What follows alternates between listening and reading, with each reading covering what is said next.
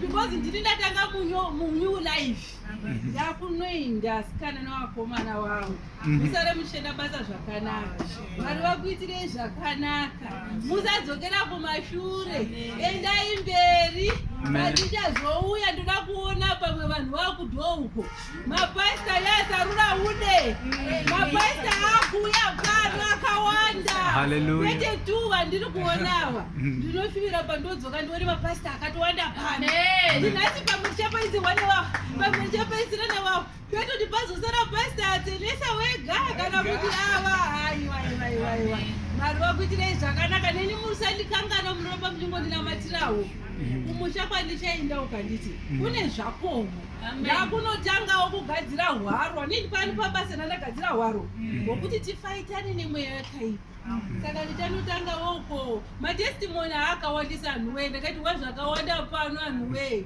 pano mumwe musi zvakanzi mapastava pane munhu ari kuhwa ruoko pano ndikati ndini ndaitorwa ruoko zvikanzi munhu iyeyo zvakutomitira zvakanaka tikati Mwari makanaka musambozvitarisira pasi muri pano vanhu vashe muri panzvimbo chaipo chaipo amen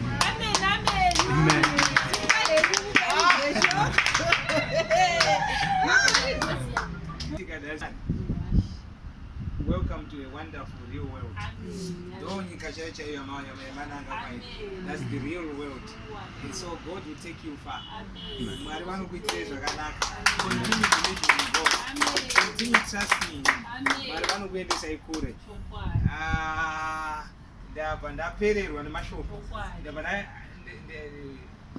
Don't worry. Do not give up in doing good. Whatever you were doing, that was good. God is the one who is the reward. If we read Galatians chapter 6 and do not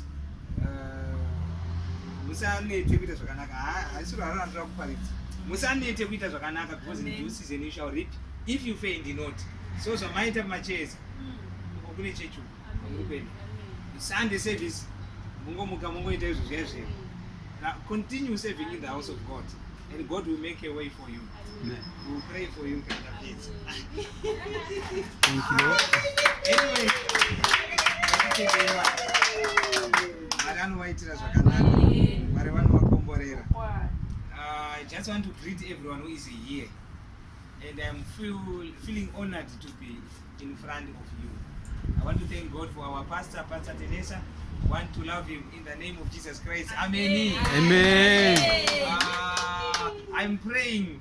Baba. Madezi, ameno madezi ni nights or what? Kuti varume vawande kupfura vakadzi. Amen. Because you encourage us. You really encourage us. So I believe with the word, yeah, it's also for you today. Because I don't know, but no, God knew. I wanted to preach about from the word of God from now, Galatians. And then also I wanted to preach from the book of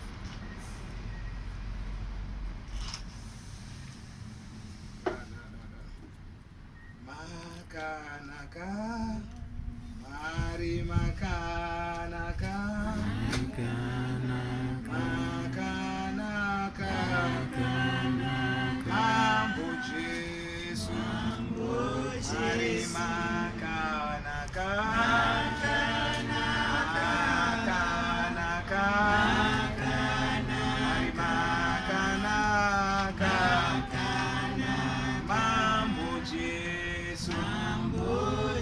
Mwari makanaka, Mwari makanaka, makanaka, Mambo Jesu, Mwari makanaka, Mwari makanaka, Mwari makanaka, Mambo Jesu, Jesu tona matawe, tona mata, tona mata, Mambo Jesu. Ngati wese kuti makufuna Mwari. Tona mata, tona mata we. Mwari tona mata, Mambo Jesu. Mwari tona mata, Mwari tona mata, Mwari tona mata, Mambo Jesu. Mwari tona mata, Mwari tona mata, Mwari tona mata, Mambo Jesu. Mwari tona mata, mata we.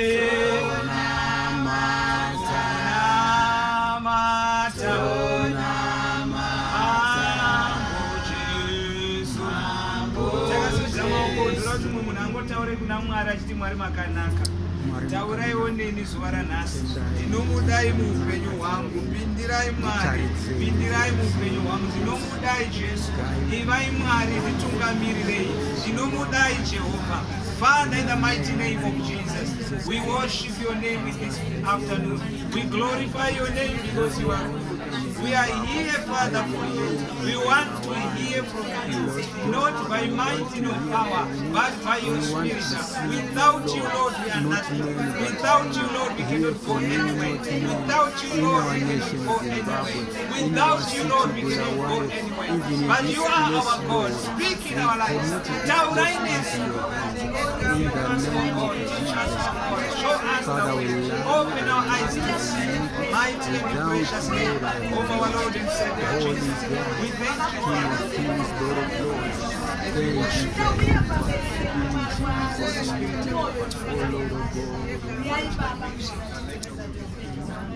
In Jesus' mighty name. Hallelujah. Glory. Kana tichinamata Mwari vanoshanda nenguva uyezve Mwari vanoita kuda kwavo. Ndokumbira nomumboudzi ari panext pako kuti neighbor, God is a sovereign God. God is a sovereign God. He does what he wants At his own time. at his own time. God will do according to his own time. God will do according to his own time. Hallelujah. Thank you, Lord. Ndanga ndida kuparidza pamusoro pekupfeka nguo dzekurwa nadzo. I wanted to preach from Ephesians chapter 6. But patanga tichiimba ipapa, I was feeling kuti Mwari pane zvavanoda kutaura nesu. So ndangotaura pamusoro penguva zvako. Amen. Mwari ndimwari vanoita zvinhu nenguva yavo. Glory. Chapter 3 verse 1 Ecclesiastes kana kuti muparidzi inoti to everything there is a season and a time. To every purpose under the heaven. Hallelujah. Glory. Proverbs chapter 16 verse 1. Ndaiva mwana mudiki saka ndakakomboza song ndaiva kuprimary by then from chapter 16 verse 1 yaProverbs yekuti mwoyo wemunhu unofunga mazano asi kubudirira kunobva kunaShe. Psalms 37 verse 4. Delight yourself in the Lord and he will give you the desires of your heart. Though my scriptures andira kubata nawo nhasi. Mwari wakanaka vanoita kuda kwavo. chinonzi nguva ndeyamwari. Imbodza kuti ari panext kuti nguva ndeyamwari. Nguva ndeyamwari. Chimubvunza kuti uri kuitei nenguva yamwari? Muri kuitei nenguva yamwari? We are living in a borrowed time. Wakatopiwa nguva. Pane parable iri muBible yekuti pane mukuru anotonzi akasiyira mushandi wake basa rekuita. Obva achitaura Jesu Kristu akati, saka iwe wakasiyirwa basa, iwe a steward. Make sure kuti pauri kuita basa iroro, paanouya muridzi webasa, anouya for accountability, anouya achida kuona kuti wakaita here zvawakakuita kuti uite. Tikaverenga muBible shoko raMwari muna Judges mune parable yakataurwa. Parable nemukomana achitaura zvake akati miti yakaita meeting. Miti yaita meeting, zvinonzi neBible shoko raMwari. Ichiita meeting, miti ichigara pasi ichida kuzodza imwe miti kuti ite mambo. Zvikanzi muvhaini akanzi vhaini, toda kuti uite mambo. Akati handidi kuita mambo. Zvikanzi why? Zvikanzi because handingaregi kuita mavhaini, handingaregi kugadzira wine inonwiwa nevanhu kuti wafare wadhakwa. Ini ndakasikirwa kunzi ndigadzire vanhu wine, so I'm doing what I'm supposed to do. I was created to make wine. Wakaenda pane umwe wacho muti zvakare, wakati ko muolive ita mambo wedu. Muolive tree ukaramba ukati ini ndakanzi basa rangu nderekugadzira maolive, handina chimwe chinhu chandakasikirwa kunze kwekugadzira maolive. But tine problem mufundisi mazuva ano neanonzi mwana waMwari, anotobhilivha mushoko raMwari, anozviita mutendi chaiye, asingarovhi kuchechi Sunday, asingarovhi kuprayer, asingarovhi paveranda panapa. But munhu haazivi purpose yekurarama, haazivi kuti nguva pane murume akamupa. Mwari angokupi nguva pasina purpose, pasina plan, pasina zvaanoda. Ndomura kungobvunza panext pako kuti iwewe, do you have any reason to tell God for him to spare your life? Do you have any reason to tell Toti God for warwara, him to spare your life? kurwara zvokuda kufa. Saandisa Hezekiah akatarisa kumadziro akati, Mwari aiwa mabasa angu andakaita aya. Dorcas ndofunga akaramba akafa kudaro ndofunga. Because Dorcas wakanetsa Peter kusvika Peter ati haiwa kundidzidzise vakadzi vese vari panapa nevarume vari panapa kuita zvemachira zvaitwa naDorcas izvi haiwa zviri nani ndite sei ndimumutse zvangu. Akaramba kufa nemabasa. Amen. Why are you here? Do you know that most of the people, they are afraid to visit? Maholiday hanzi hayi holiday Easter Max denda anozowanda tozodii funa kugara panzi 1 chichi murikona zvakuti andinga chichikachi Max dent.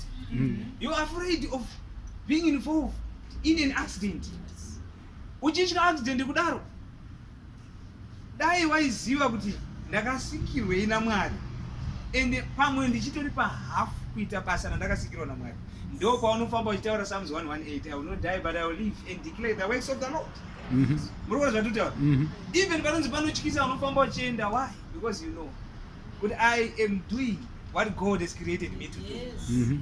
Jesu Kristu akaramba kurayirwa kapa apedza kuparidza mvura muna Isaiah chapter 53 paya taura kuti nini the spirit of the Lord is upon me, what zvikanzi he is blaspheming, ari blasphema Mwari andika zvikanzi vakamutora vakaenda naye kugomba vachida kumukandira, but akango nepakati pavo achienda akaramba kufa. Why? Because aiziva kuti nguva ndichinayo, ndine purpose, ndine plan yekurarama. Saka pataverenga vanzi to everything there is a time, there is a season. Do you know kuti every day? All right, ndidzoke mashure bicha ndikangodzikana une $100 ukabvisa $1, is it still $100? No. Ukabvisa rimwe $1 ichiri 99? No. Ndo zvinofanana nemadays atikurarama. The days that we are living, each and every day, if you did not do zvaunenge wasikirwa naMwari kunzi uite panguva yacho iyoyo, tiri kusubject mazuva ari kufamba. Amen. Amen. Amen. Thank you, Lord. there is a reason yekuti uzorambe rufu iwe. You refuse to die because you know your time.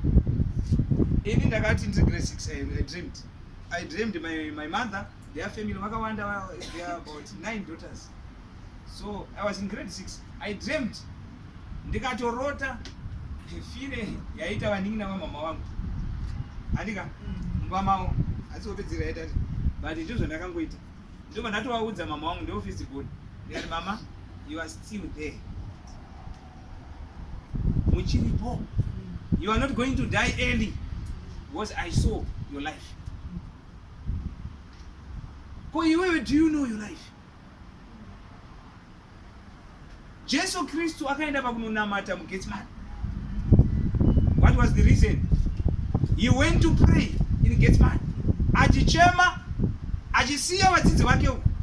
Akafamba nevamwe vacho 3, James, Peter na John. Akaona kuti havagoni kutakura mutoro nekuti aiona zviri kumberi. Obva avasiya, obva aenda pamberi. And he started praying. Zvinonzi neBible, akachema, achinamata, achigomera. Akazoti Mwari, if kana zvichibvira mukombe uyu ngaupfuure, kusave kuda kwangu asi kuda kwenyu. Nekuti aiziva zviri pamberi pake. Chapter 33 verse 3 yaJeremiah, call to me and I will answer you. I will show you great and mighty things that you do not know. Meaning your life is a script. Your life is like a book. And God might want even to share or to show to you. But problem ndiwe neni. Tinogona kungoti aiwa chero ndo mararamira ndiri kuita. Wambotsvaka here Mwari kuti unzi Mwari makandigadzirira muna 2024. Basa ndiri kujoinana nevamwe vanhu kuti takaurinzara. Sigorera kana kurinzara. Ndo zvawakaudzwa naMwari. Sometimes you need to refuse because tosipa nguva. Hatingafanira kukundwa navana vaIsaka. Havana bvira vagamuchira Jesu Kristu achena muponesi wavo, but vaiziva nguva neseason. What more about you? You have Jesus Christ in you. Suppose that next part, time is precious. Time is precious. And to everything there is a season and a time. To every purpose under the heaven. And you plant taku agriculture. Pane nguva inodyarwa chibage, nguva yekunaya handiti? Nenguva ino yatava mairi vanhu vakukohwa. But unoona panguva yekukohwa iyeyo munhu ari kudyara. Woona panguva yekudyara umwe munhu ari busy zvakagara. Amen. Let's utilize. Kana Mwari vanditendera kuti ndirarame, ndiMwari vandipa chance. He has given me time. Handifaniri kufanana kana kukundwa nemiti.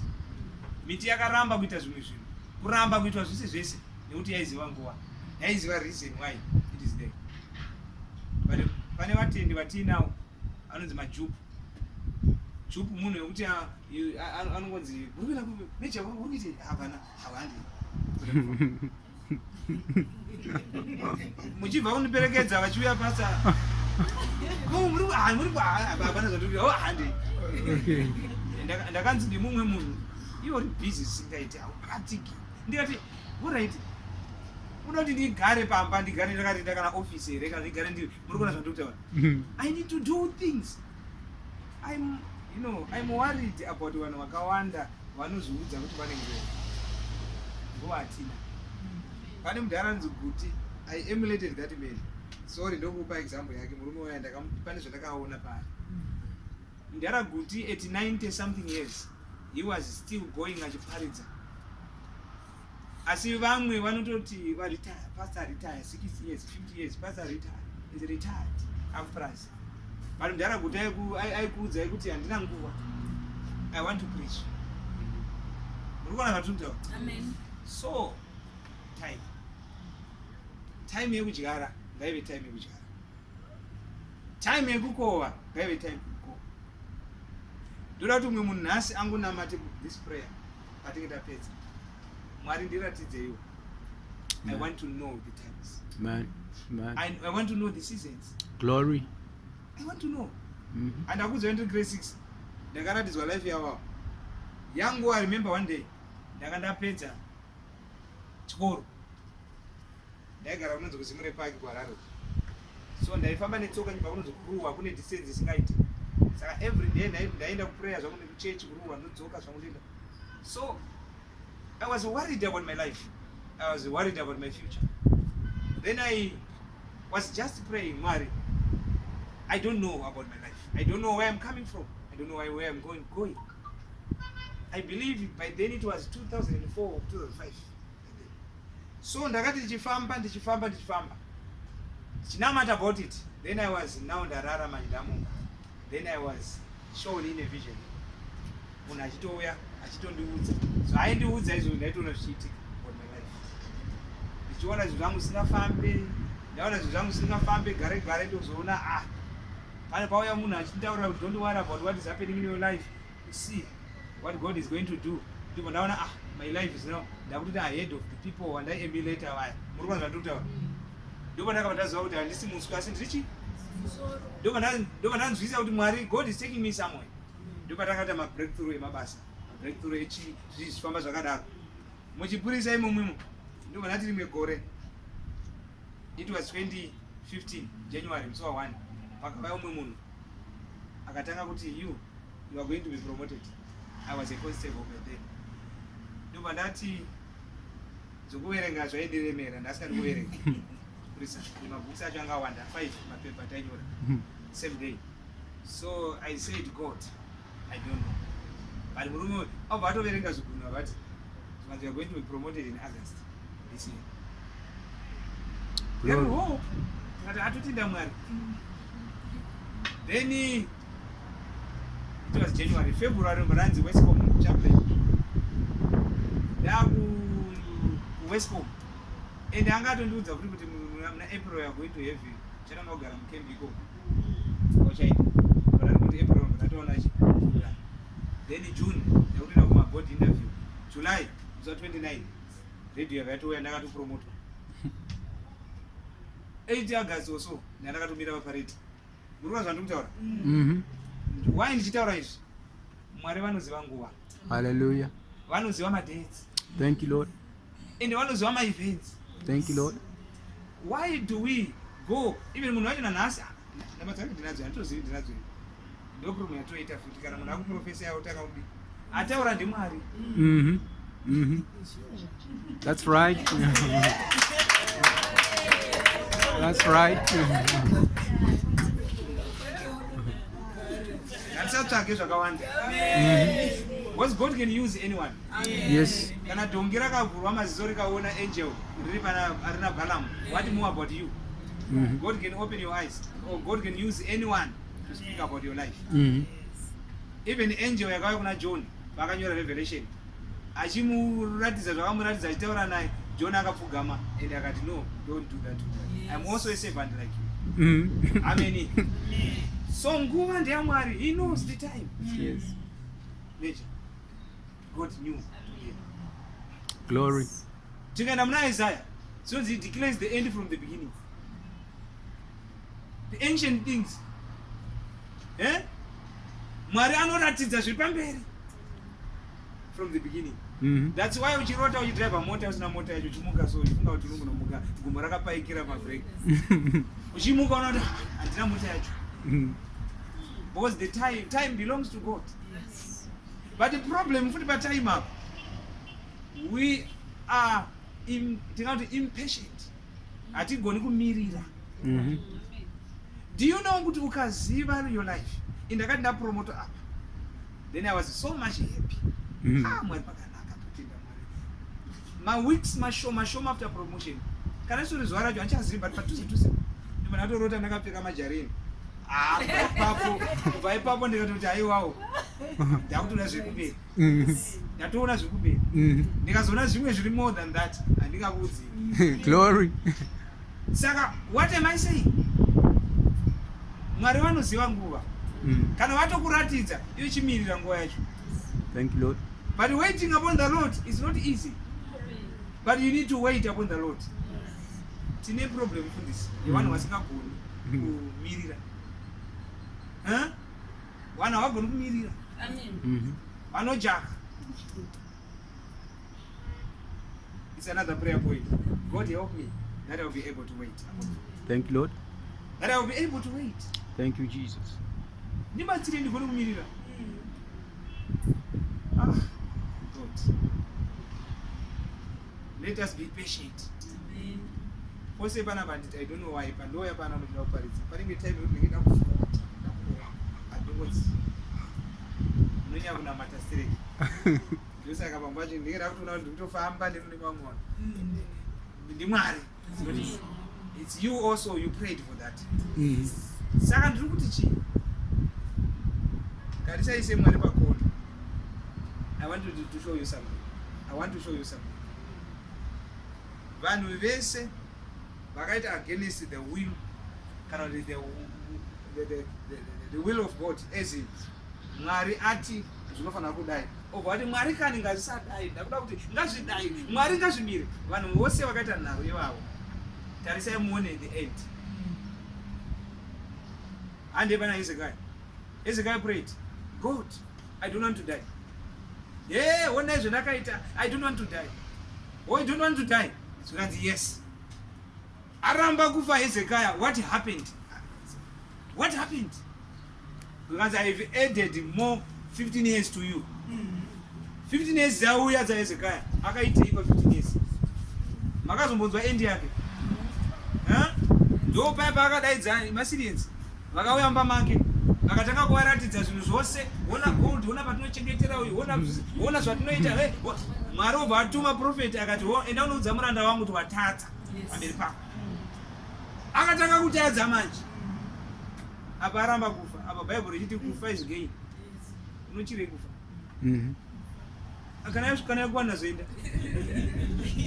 Pane prayer yakanorwadza yenda kana mata asinorwadza. Kana Mwari ndakuda kutadza pamberi pako. Story. It's better for me to come there to you, right? Not why David akanamata akati Mwari musandipe zvokawandisa. Aiziva the condition of his heart.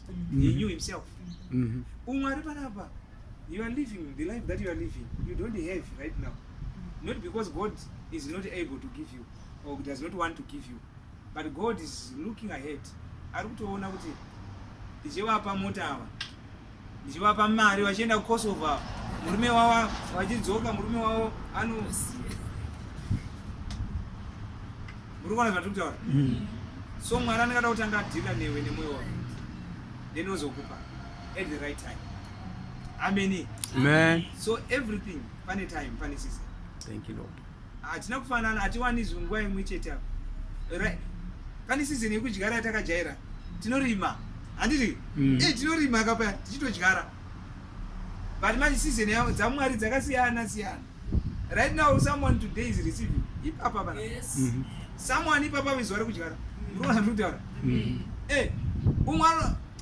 Umwari atosvika pa finishing line. Umwari unonzi right. Kutanga nasi. Murikuona? But ukamuona achigamuchira fana naye. Hallelujah. Your time yako is coming. Thank you, Lord. But the problem is you're jealous. Mwari every day tayari tinamata na mecha. Every day, now go by example. Now, every day we are praying together and we are doing these things together. But right now, mecha ndiye akutusimudzwa so indasara mashuru. Nekuti uda kufamba naye chete. Alright. She would have an explain kuti pfuma kukundwa dzimwe nguva. Pane imwe problem kuti yatinayo munhu Mwari. Sinomugamuchira vanhu. Amen. Pane imwe problem yatinayo. Iyo ndogara ndichitaura mazuva ano. Haugoni kuita zvinhu zvose here. Unoziva here. You are not an expert of everything. But the problem is that one warwadzirwe ndeyekuti you are trying. You don't know the real you don't know yourself. You don't know what you have to do. Kana pa area yako chacha you don't know it. Ndo zvinoitika kuti azo muchechi. Pane umwe kuti unotoona kuti yes. He's struggling prophesying but hada kuprophesy as prophet. Munoona nduza moto.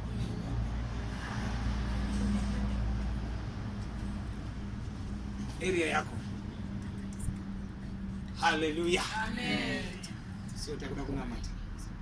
We want to pray. Amen. All right. We want to pray. Amen. Amen. Chapter 3, to everything there is a time. A season. You need to know your time. You need to know your season. Wakawanda vanhu vakatadza kuwana zvinhu asi waklaima wapedza kutsanya for 31 days muna January utanga kuklaima I claim in Jesus name wakachiwana here ukaregere kumbonamata kuti Mwari ndiratidze zvinhu zvamunoda kundipa. Chapter 37 yaPsalms, delight yourself in the Lord, he will give you the desires of your heart. Kuwamboti uMwari mbukandai, just drop in me zvamunoda kuti ndiite. Zvakapana zvandaita nhasi kana ndaida kushumira hangu ndandika very good teaching kangu but kangari kangu nhasi ndisaka ndisa kutaura. Urikona, so you need to know the time. God give me discernment that I will be able to discern the times and seasons. Nevanhu vakanditenderedza to know them. Amen. Amen. So we want to pray. Thank you, Lord. My time is coming. Amen. Your Amen. time is coming. Yes. Irigona itori nhasi kana mangwana chindibatsirai kana ari mangwana ndigone kumamirira. When I will be waiting for that zvicharwadza pamwe pacho but nguva yangu inokwana. Vachandofanira kukuudzai ndechekuti haufi. Amen. Mark 13:31, heaven and earth will pass away but the word of the Lord will by no means. Ndo yanga iri prayer yangu ndinofana ndairi denga nenyika muchapfuura muchaenda kana kutopera asi zvakanzi naMwari zvichaitwa mandiri endai zvenyu muchandisiya ndichizvimirira zvichaitwa. Amen. So whatever God has said concerning your life is going to come to pass. Amen. But time belongs to God. Shandisa nguva yako zvakakodzera. Most of your time invest in the kingdom of God. Invest doing the will of God for your life. And uchaona uni mufaro. Umwe munhu anoshaya peace. Muzva zvatiri kuita zvekundisa. Ndakanzi nemumwe mupurisa, ndini hamuneti. Unogona kutomochovha. Ndogona kutorwa kwako night ndikotaura naye. Because I really enjoy this. Ndotonzwa kuti yes, ndiri kuita zvangu zvandakanzi naMwari. You need to do what God wants you to do. But time belongs to Him. You are living in a borrowed time. It's not your time. Why are you planning? Isemoni rimwe ziwa. Naimi. Kana mafonewa nemudiwa wenyu kana nadhedhi kunzi ndoda kuti muuye kugoli musi wa29. Munoita sei? Kana muchida kuendako. Ani munhu ndopa mutaka kuplana. Mutoronga mari dzenyu dzemabhasi fare what. Bhasi fare anotumira futi. Mutongoronga mutoudza vanhu ndikuenda kugoli. Marongerwa aka. Tiona waMwari peshe. Ngandizive chinhu chandinofanira kuti ndiite. Then I will plan the road here. Then you are going to see. Then ndakaenda kuna April UK, but I'm here. Why? Because Mwari wakandi basa. Ndipo vanhu vatanga sanga. Anyway, ndautaura vatanga ku lead the church. Thank you, Lord. Saka muri kuona manje kuti to other people they will say ndapedza mapapers ndakaita mapapers ose apana yandisina kana ndawira kwete nyaya kuti apasina mari ende andakana sendi rangu ndakabvisa pani munhu aida kuti ndimubvisira mari zvese ndakaimoitwa nemari ndaingobata right now I'm doing German language ndikubhadharirwa nemunhu but what am I saying ndiri kuti nguva ndeyaMwari. Amen. Nguva ndeyaMwari. Thank you, Lord. Nhasi ndisipo pano ndichitaura shoko irori.